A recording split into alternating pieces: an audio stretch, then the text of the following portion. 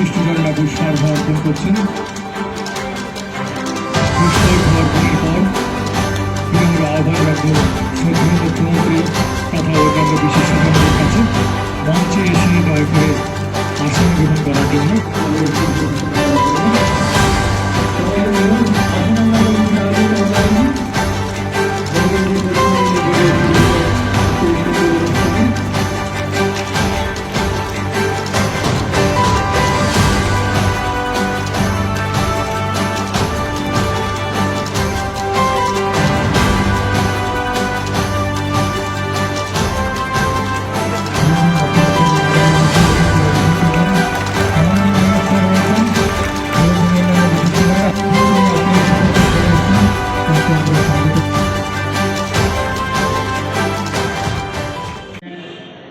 আমাদের মাঝে স্বামীজি বলেছেন যে আজকের দিনটা আমাদের জন্য কত ইম্পর্টেন্ট, বিশেষ করে যারা যুব সম্প্রদায়ের যারা ছেলে মেয়েরা আছে, যুব দিবসে আমরা বলছি ওদের উপস্থিতি খুবই ইম্পর্টেন্ট। আজকে আমরা সবাই জানি যে 1863 সালে আজকের দিনে অর্থাৎ 12ই জানুয়ারি আমাদের এই ভারতবর্ষে কলকাতাতে জন্মগ্রহণ করেছিলেন আমাদের স্বামী বিবেকানন্দজি, যাকে আমরা নরেন্দ্র বলে জানি এবং অনেক সময় তুলনা করা হয় আমাদের আরেক নরেন্দ্র, ভারতবর্ষের যিনি বর্তমান যিনি প্রধানমন্ত্রী আছেন এই নরেন্দ্র মোদীজিও নরেন্দ্র। আমরা এই বিষয়ে সবাই জানি এবং ছোটবেলা থেকেই উনি গীতা, বেদ, উপনিষদ এসব পড়তে খুব আগ্রহ থাকতো ওনার। এইসবের প্রতি ওনার সবসময় একটা আকর্ষণ থাকতো এবং পুরো এই বিষয়গুলো উনি পড়েছেন। কিন্তু ওনার মধ্যে একটা সবসময় সংশয় থাকতো যে সবাই বলে ভগবান আছে, ঈশ্বর আছে, কিন্তু দেখতে পাচ্ছি না কোথায় সে ঈশ্বর। হি ওয়াজ পারপ্লেক্সড, কি করবে, কোথায় যাবে, ভিতরে ভিতরে একটা ফিল করতো যে কোথায় যাওয়া যায়। শেষ পর্যন্ত উনি খবর পেলেন যে দক্ষিণেশ্বরে পরমহংসদেব আছেন, রামকৃষ্ণ পরমহংসদেব। গেলেন ওনার কাছে, যাওয়ার পরে উনি বুঝতে পারলেন যে একমাত্র এই পরমহংসদেবই, রামকৃষ্ণ পরমহংসদেবই ওনার গুরু, যিনি নাকি আগামী দিন ওনাকে পথ দেখাবেন এবং যে কারণে ওনার শিষ্যত্ব উনি গ্রহণ করেন। আমরা সবাই এই বিষয়ে জানি। ওনার কাছ থেকে আশীর্বাদ নিয়ে ভারতবর্ষের সমস্ত জায়গায় দেশ ভ্রমণ করলেন। আমরা সেই সম্পর্কে এখানে অনেকেই আমরা জানি যে কিভাবে উনি দেশ ভ্রমণ করেছেন। বিভিন্ন ধর্ম, বিভিন্ন ভাষা, বিভিন্ন জাতি তাদের সান্নিধ্যে যখন আসলেন এবং বিভিন্ন মানুষের সাথে যখন উনি কথাবার্তা, বিভিন্ন সংস্কার, ওদের ঐতিহ্য সব বিষয়ে যখন উনি জানলেন, তারপর উনি আবার নিজের যে একটা নতুন রূপে ওনার চিন্তাধারা আসলো। আমরা সেই কারণেই আজকে আমরা বিবেকানন্দকে জানি এবং এই যে ভারতবর্ষের চারিদিকে উনি ঘুরলেন, তাতে করে ওনার মধ্যে প্রেম, সংস্কৃতি এবং ধর্ম নিয়ে যে একটা সংশয় ছিল, সেই সংশয়ের যখন ওনার পরিষ্কার হয়ে গেল, তারপর মানুষের কাছে উনি যেটা বললাম যে ওনার কাছে যে উনি যে একটা চিন্তা ভাবনা করলেন মানুষের সাথে, তখন ওনার মতো করে চিন্তা করে সেই কথাবার্তা মানুষের সাথে শুরু করলেন। আমরা সবাই জানি এখানে আমাদের মাঝে আমাদের স্বামীজি এখানে আছেন, যে 1897 সালে মানুষের সেবার উদ্দেশ্যে কলকাতায় রামকৃষ্ণ মঠ এবং মিশন উনি স্থাপন করলেন। উনি বুঝেছেন যে মানুষের মধ্যেই ভগবান আছে এবং সেখানে মন্দিরে মন্দিরে ঘোরার কোনো প্রয়োজন নেই। মানুষকে যদি সেবা করা যায়, মানব ধর্মের যদি ঠিকভাবে আমরা পালন করি, তবেই আমরা ভগবানকে পাবো। এবং সেই শিক্ষা উনি গুরুদেবের থেকে উনি পেয়েছিলেন। আজকে আমরা সবাই জানি যখন আমেরিকাতে উনি যান এবং চিকাগো শহরে উনি যখন ভাষণ দেন, প্রথমে তো অনেকে ওনাকে তুচ্ছ তাচ্ছিল্য করে ভাবছিলেন যে ভারতবর্ষের প্রতিনিধিত্ব কে আসছে, একটা এই ধরনের একজন মানে গেরুয়া একটা কাপড় পরে চলে এসছেন, সেরকম ভাবে কিন্তু ইম্পর্টেন্স দিচ্ছিলেন না। কিন্তু একবার গুরুদেবের নাম স্মরণ করলেন, আর যখন বললেন my dear brother and sisters of America, কত মিনিট সমানে আমরা সবাই জানি যে হাততালি আর থামছিল না সেই জায়গায়। আমরা গর্ববোধ করি সেখানে। এবং সেখানে গিয়ে উনি কি করলেন, যে ভারতের যে আধ্যাত্মবাদের যে বিষয়, তার উপর তার যে ঐতিহ্য, সেই বিষয় নিয়ে উনি কথা তুলেন। তখন ভারতবর্ষ কোথায় এবং ভারতবর্ষ কি, সেই বিষয়ে সমস্ত মানুষ, সারা পৃথিবীর মানুষ তখন জানতে পারল সেই ধর্ম সম্মেলনে। আমি হিন্দু পুনর্জাগরণের পুরোটা ব্যক্তি ছিলেন। একদিকে উনি ভারতীয় হিন্দু সন্ন্যাসী, আমরা সন্ন্যাসী হিসাবে ওনাকে দেখেছি, আবার দার্শনিক এবং লেখক এবং ধর্মীয় শিক্ষকও ছিলেন। ওনার বই, এখন আমি এখানে বসেছিলাম, স্বামীজি আমাকে 3টে বই দিয়েছেন, শেষ করা যাবে না। ওনার সম্পর্কে আজকে এখানে যারা যুবক সম্প্রদায়ের যারা আছে, আমরা বলবো যে আমরা আজকের দিনে প্রতিজ্ঞা করব যে অন্তত ওকে একদিন ঘুম থেকে উঠে একবার অন্তত ওকে ওনার কিছু অংশ ওনার সম্পর্কে আমরা জানি। ওনার যে চিন্তা চেতনা আদর্শ তরুণ প্রজন্মের কাছে আজকের দিনে উচিত সেটা ছড়িয়ে দেওয়া।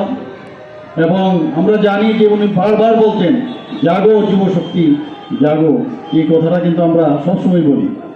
এবং যুবশক্তির যে মানসিক বিকাশ, উনি বারবার চাইতেন যে মানসিক বিকাশের খুব প্রয়োজন। তাই ওনার জন্মদিন থেকে আমরা যুব উৎসব হিসাবে পালন করি। আমরা জানি যে ভারতবর্ষে প্রায় 65% আমাদের এই যে যুব ভাই বোনেরা আছেন। মাননীয় প্রধানমন্ত্রী যে কারণে বারবার গর্ববোধ করেন, আমরাও সেভাবে গর্ববোধ করি। এবং এর মাধ্যমে আমরা এই দেশকে, আমাদের রাজ্যকে শক্তিশালী আমরা করতে পারি। কিন্তু মাঝে মাঝে আমরা দেখি যে আমরা আলোর পরিবর্তে আমরা অন্ধকারের দিকে যাওয়ার একটা সবসময় একটা চেষ্টা কিন্তু থাকে। আজকে এখানে আমাদের মাননীয় মন্ত্রী মহোদয় টিঙ্কু বাবু বলার চেষ্টা করেছেন যে নেশা নিয়ে আমাদের ত্রিপুরাতে আজকে কী অবস্থা চলছে, সারা ভারতবর্ষে, নর্থ ইস্টে বেশি করে অনেক জায়গায়। তার বিরুদ্ধে আমাদের সরকারের তরফ থেকে তো আমরা চেষ্টা করছি, ডিএডিকশন সেন্টার আমরা করছি। কিন্তু যারা যুবক ভাই বোনেরা এখানে আছেন, আমি ওদেরকে বলবো যে এই নেশার থেকে আমাদের বেরিয়ে আসতে হবে। কোনো অবস্থায় এই নেশাকে নিয়ে, এই নেশার মধ্যে যেন কোনো অবস্থান লাভচ্ছিন্ন না হয়। যারা স্কুল কলেজের স্টুডেন্টরা আছে, আমি সবার কাছে একটা অনুরোধ রাখবো যে এই বিষয়ে নেশা করলে কি হয় এবং তার কি সাইড এফেক্ট হয়, এই বিষয়ে সবাই জানা। আমরা বিভিন্ন প্রয়াসের মাধ্যমে আমরা অ্যাওয়ারনেস প্রোগ্রাম করি, কিন্তু আজকের এই দিনে আমাদের প্রতিজ্ঞা করতে হবে, তবেই এই স্বামীজিকে আজকের দিনে আমরা প্রকৃত অর্থে ওনাকে আমরা শ্রদ্ধা জানাতে পারবো। আমি আজকের দিনে একটা কথাই বলবো, স্বামীজি, আমি সবসময় এই একটা সেন্টেন্সে খুব অনুপ্রাণিত হই যে you must take the risk, you must take the risk. If you win you can lead, if you lose you can guide. এই যে একটা সেন্টেন্স, এই যে একটা উক্তি ওনার, তার উপর ভিত্তি করে আমরা সবাই সামনের দিকে আমরা এগিয়ে যেতে পারি।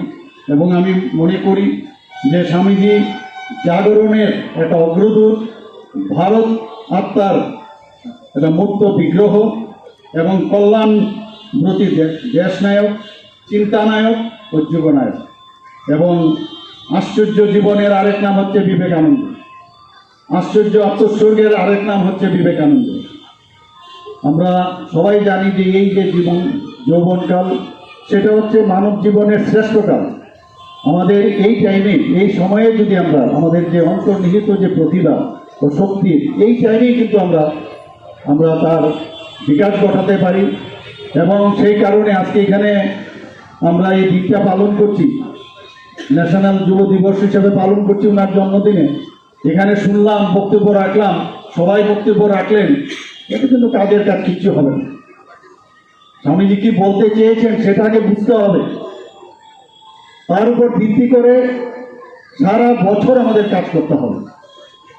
এবং যেটা আমি বললাম, আমাদের এখানে সবাই আপনারা জানেন যে এই নেশার কারণে ত্রিপুরাতে এখন আমাদের এইডসের রোগী বেড়ে যাচ্ছে। অনেক ছাত্রছাত্রীরাও এর মধ্যে HIV রোগের সংখ্যা অনেক বেড়ে যাচ্ছে এখানে। এর থেকে আমাদের সাবধান থাকতে হবে। তো আজকের দিনে আমার মনে হয় যে এটা আমাদের প্রতিজ্ঞা করা উচিত যে নিজেও আমরা করব না, অন্যদেরকেও আমরা করতে দেব না। এবং আমরা এই যে অপসংস্কৃতি, এই যে ড্রাগের নেশা, তার থেকে আমরা দূরে থাকব। এবং আরেকটা বিষয় আজকের দিনে যেটা স্বামীজি বারবার বলেন যে আমাদের খেলাধুলার প্রতি আমাদের আগ্রহ থাকতে হবে। এখানে অনেক খেলাধুলার ব্যক্তিত্ব এখানে আছেন, অনেকে প্রাইজও দেবেন। আমাদের মাননীয় মন্ত্রী মহোদয় বললেন খেলাধুলার মাধ্যমে শরীর তো শক্ত হয়, মানসিক শক্তিও কিন্তু অনেক সুদৃঢ় হয়। তাতে করে এই নেশার থেকে আমরা দূরে থাকতে পারি।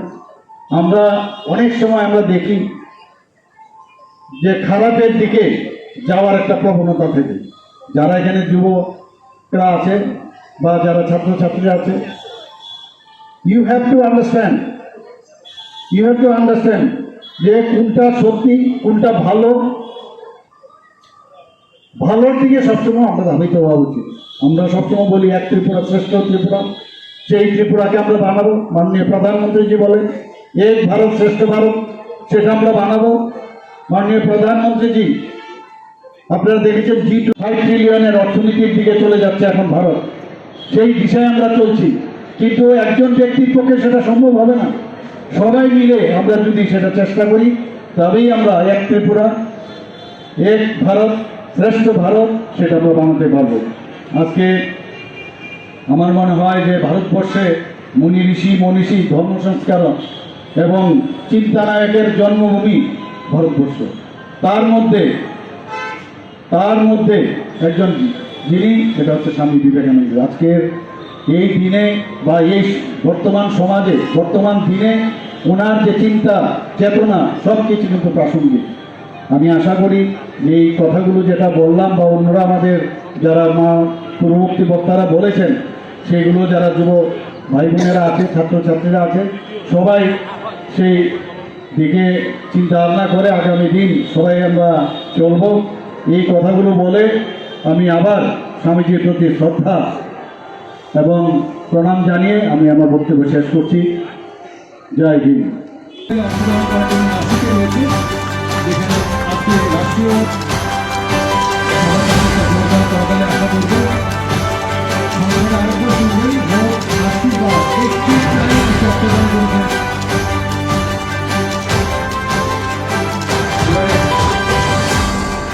আমরা NSS একটা সরকারি আমাদের এই যুব সমাজের প্রতিনিধি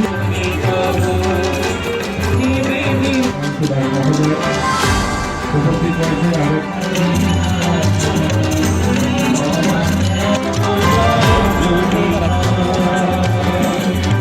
কর্তা এস বিরাট মহোদয়।